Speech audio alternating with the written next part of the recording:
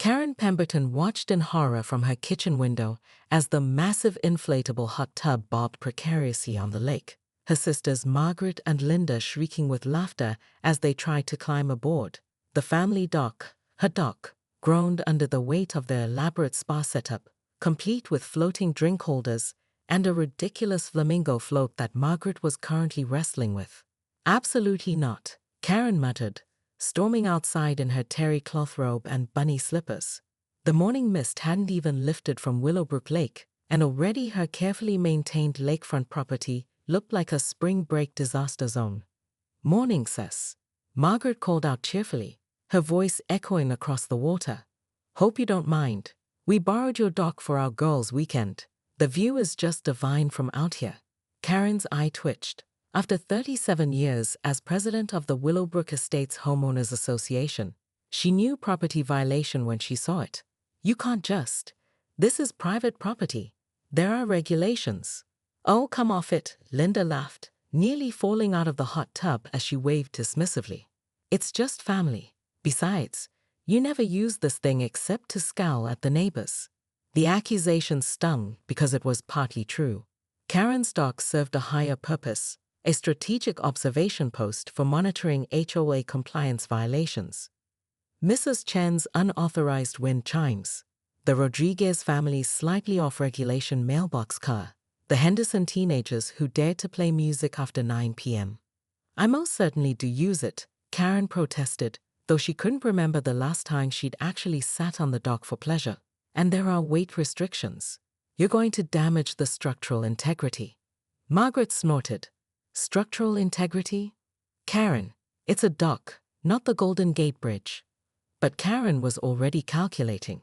The dock had cost her $12,000 to install, with permits properly filed and HOA approval obtained through 3 separate committee meetings. She'd followed every regulation to the letter, and now her sisters, her own flesh and blood, were treating her property like some public beach resort. "You need to remove that contraption immediately," Karen demanded, pointing at the hot tub with the authority of someone accustomed to being obeyed. "Or what?" Linda challenged, raising an eyebrow. "You'll call the HOA police?" The sisters burst into laughter, and Karen felt something cold settle in her chest. They were mocking her. Her own family was undermining her authority, treating her life's work as a joke. "Fine," Karen said quietly, her voice carrying across the water with ominous calm. "Enjoy your weekend." She turned and walked back toward the house, her bunny slippers squelching against the dew-soaked grass. Behind her, she could hear Margaret and Linda exchanging confused glances. "That was easier than expected," Margaret whispered. "Too easy," Linda replied, but Karen was already inside, dialing the first number on her emergency contact list. If they wanted to play games with property rights, she'd show them exactly what 37 years of HOA experience could accomplish. By noon, Karen had assembled what she privately called her enforcement team, a collection of local officials who owed her favors accumulated over decades of community service. Fire Marshal Bradley arrived first, followed by County Inspector Williams, and most importantly, Dock Safety Coordinator Janet Phillips, whose position Karen had helped create during the Great Jet Ski Incident of 2019. "Now, I want to be clear," Karen explained to her assembled troops, gesturing toward the lake, where her sisters were now conducting what appeared to be an impromptu water aerobics session. "This is about public safety and regulatory compliance. Personal feelings have nothing to do with it." Fire Marshal Bradley squinted at the bobbing hot tub. "That thing's definitely not up to code. No GICA protection, no proper electrical grounding, and I'm pretty sure that's an extension cord running underwater." "Underwater electrical hazards," Karen repeated, making notes. "Excellent observation, Marshal Bradley." Inspector Williams shook his head gravely. "And I don't see any permits for temporary structure installation. That's a $500 fine minimum." "The dock itself might be compromised," Janet added, pulling out her official measuring tape. Dynamic load calculations weren't designed for this type of usage. Karen felt a familiar thrill of vindication. This was how things got done. Through proper channels, documented procedures, and unassailable regulatory authority. Her sisters thought they could just waltz in and ignore the rules that kept communities civilized. "Ladies," Karen called out, her voice amplified by the official presence beside her. "You need to evacuate the structure immediately." Margaret's head popped up from the hot tub, her face flushed from the warm water. "What's all this about?" "Multiple code violations," Fire Marshal Bradley announced. "This installation poses significant safety hazards to both users and surrounding property."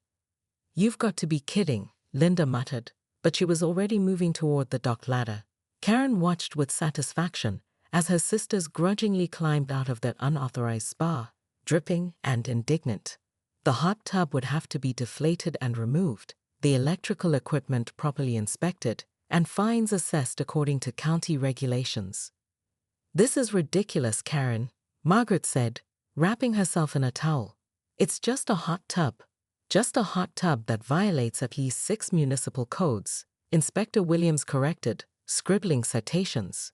"Ma'am, you'll need to remove all this equipment within 24 hours or face additional penalties." But as Karen basked in her regulatory triumph, she noticed something troubling in her sister's expressions. Not just anger or embarrassment, something harder, more final. Margaret was looking at her with the same expression she'd worn at their father's funeral, when Karen had insisted on reorganizing the flower arrangements according to color coordination protocols. "You know what, Karen?" Linda said quietly, gathering up their floating accessories. "You win. You always do."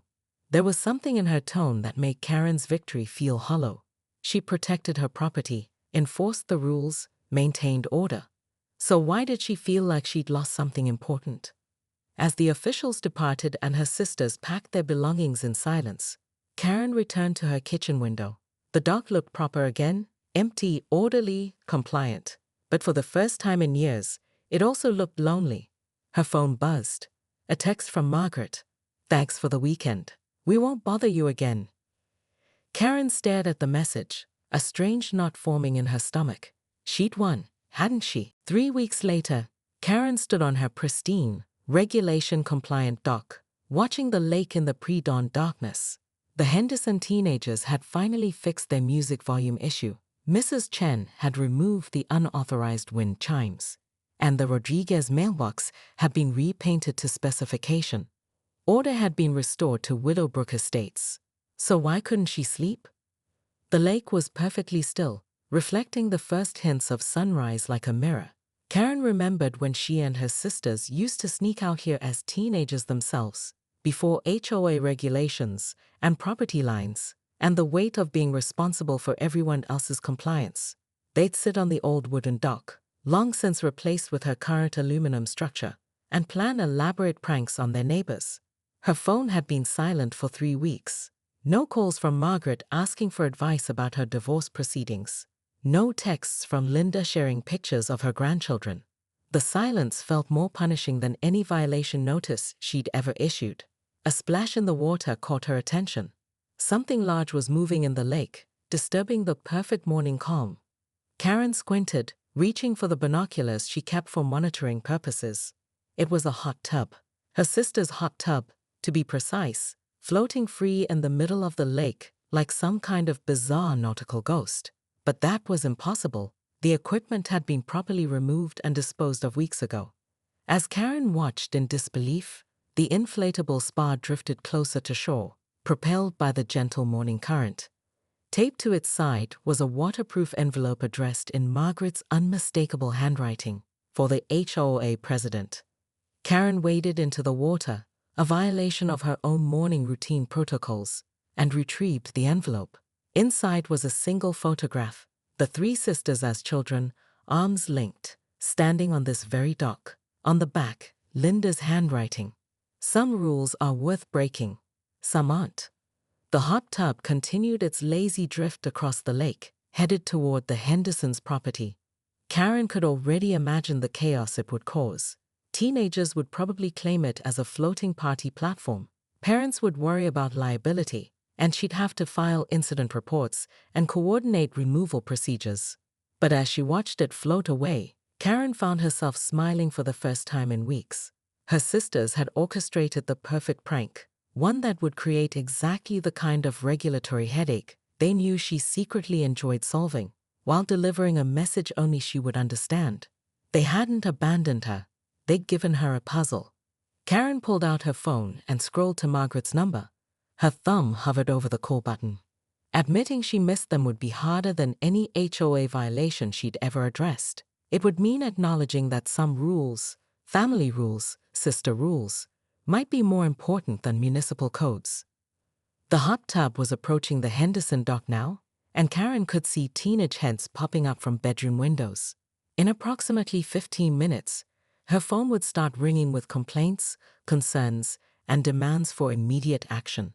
She had exactly 15 minutes to decide whether to call her sisters back or let the silence continue. Karen took a deep breath and pressed dial. As the phone rang, she watched the sun rise over Willowbrook Lake, painting the water and the floating hot tub in shades of gold and possibility. "Margaret, it's Karen. We need to talk about your unauthorized aquatic prank deployment. And also, I miss you." The laughter on the other end of the line was worth every regulation she'd ever enforced.